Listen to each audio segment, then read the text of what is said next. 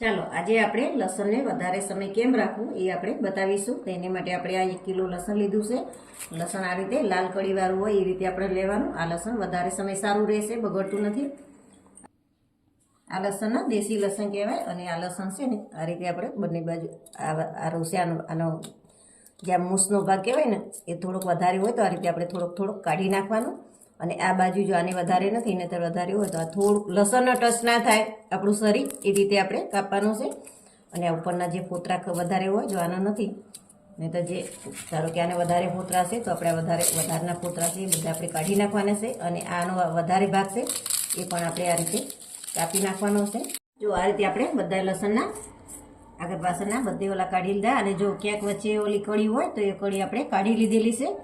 આ રીતે એકદમ ક્લીન લસણ કરી દેવાનું છે. હવે આપણે એક પેપર લેવાનું છે, એની આપણે કોથળી બનાવવાની છે. તો આપણે એમાં આ રીતે વારીશું અને આ રીતે બંને બાજુથી આ રીતે આપણે વારી અને આની સેલો ટેપ લગાવીએ.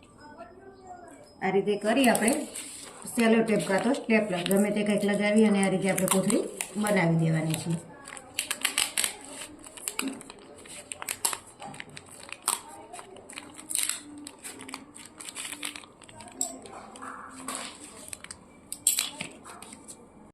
તૈયાર થઈ ગઈ છે.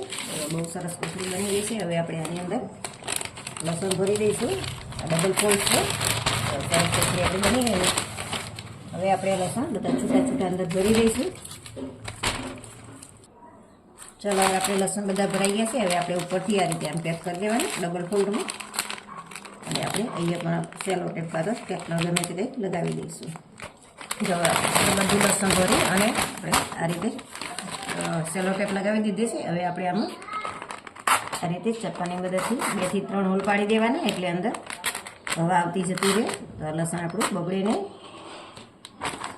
અને હવે આપણે જે આ કળી છે થોડુંક આપણને એમ લાગતું કે નથી સારું એવું લસણ, તો એ લસણને કાઢી લીધું છે અલગ. અને આપણે એકદમ સૂકું લસણ હોય એવું લેવાનું છે. આ રીતે આપણે કળી નીચે ભાગી અને જોઈ લેવાનું, એટલે આપણને તરત ખબર પડી જાય. જો તરત જ એનું પોતળું છૂટું પડી જાય છે, એટલે આ સૂકું લસણ બહુ સરસ છે.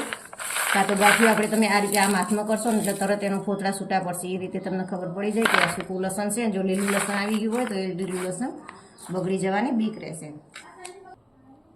હવે આપણે આ લસણ જ્યાં હવા ઉજાસ સારું મળતું હોય ત્યાં આગળ આને જ્યાં પંખાની હવા લાગતી હોય કે સારું એવું હવા ઉજાસ લાગતું હોય ત્યાં આગળ આપણે આ લસણ રાખવાનું છે. બંધ જેવો કોઈ એરિયા હોય એમાં આપણે આ લસણ નથી રાખવાનું.